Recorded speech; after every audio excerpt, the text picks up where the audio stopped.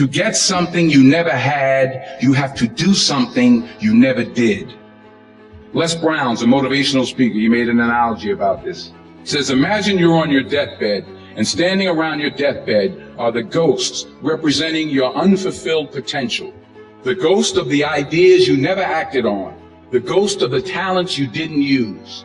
And they're standing around your bed, angry, disappointed, and upset. They say, we came to you because you could have brought us to life, they say.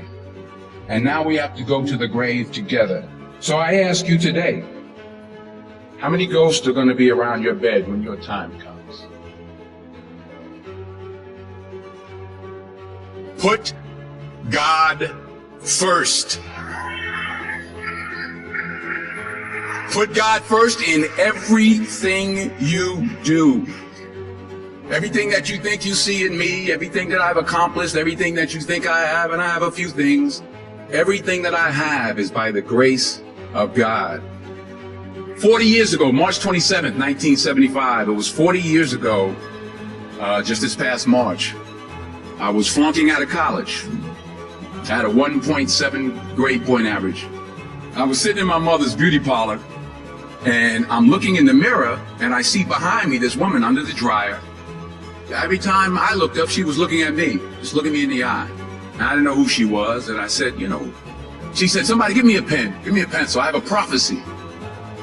March 27, 1975, she said, boy, you are going to travel the world and speak to millions of people.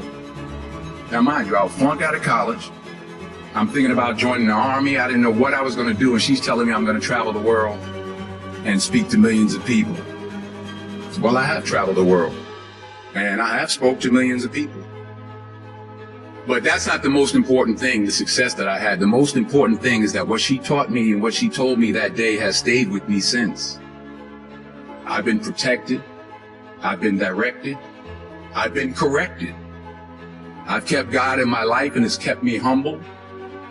I didn't always stick with him, but he always stuck with me. So stick with him in everything you do. If you think you want to do what you think I've done, then do what I've done and stick with God.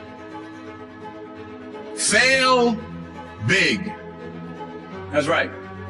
Fail big. Today's the beginning of the rest of your life, and it's going to be very frightening. It's a new world out there. It's a mean world out there, and you only live once. So do what you feel passionate about. Take chances professionally. Don't be afraid to fail. There's an old IQ test, was 9 dots, and you had to draw 5 lines with a pencil within these 9 dots without lifting the pencil. The only way to do it was to go outside the box. So don't be afraid to go outside the box. Don't be afraid to think outside the box. Don't be afraid to fail big, to dream big. But remember, dreams without goals are just dreams, and they ultimately fuel disappointment. So have dreams, but have goals. Life goals, yearly goals, monthly goals, daily goals. I try to give myself a goal every day. Sometimes just to not curse somebody out. Simple goals, but have goals. And understand that to achieve these goals, you must apply discipline and consistency. In order to achieve your goals, you must apply discipline, which you have already done, and consistency every day, not just on Tuesday and miss a few days. You have to work at it every day. You have to plan every day. You've heard the saying, we don't plan to fail, we fail to plan. Hard work works. Working really hard is what successful people do. And in this text, tweet, twerk world that you've grown up in, remember, just because you're doing a lot more doesn't mean you're getting a lot more done. Remember that. Just because you're doing a lot more doesn't mean you're getting a lot more done. Don't confuse movement with progress. My mother told me, she said, yeah, because you can run in place all the time and never get anywhere. So continue to strive, continue to have goals, continue to progress. You'll never see a U-Haul behind a hearse. I'll say it again. You'll never see a U-Haul behind a hearse. I don't care how much money you make, you can't take it with you. The Egyptians tried it. They got robbed. That's all they got. You can't take it with you. And it's not how much you have. It's what you do with what you have. We all have different talents. Some of you will be doctors, some lawyers, some scientists, some educators, some nurses.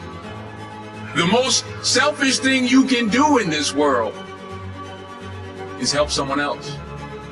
Why is it selfish? Because the gratification, the goodness that comes to you, the good feeling that I get from helping others, nothing's better than that. Well, one or two things, but nothing's better than that. Not jewelry, not big house I have, not the cars, but it's the joy. That's where the joy is in helping others. That's where the success is in helping others. Finally, I pray that you put your slippers way under the bed tonight, so that when you wake up in the morning, you have to get on your knees to reach them. And while you're down there, say thank you for grace. Thank you for mercy. Thank you for understanding. Thank you for wisdom. Thank you for parents. Thank you for love. Thank you for kindness. Thank you for humility. Thank you for peace. Thank you for prosperity. Say thank you in advance for what's already yours. That's how I live my life. That's why I am. One of the reasons why I am today. Say thank you in advance for what is already yours. True desire in the heart for anything good is God's proof to you sent beforehand to indicate that it's yours already. I'll say it again. True desire in the heart, that itch that you have, whatever it is you want to do, that thing that you want to do to help others and to grow and to make money, that desire, that itch, that's God's proof to you, sent beforehand already to indicate that it's yours. And anything you want good, you can have. So claim it. Work hard to get it. When you get it, reach back. Pull someone else up.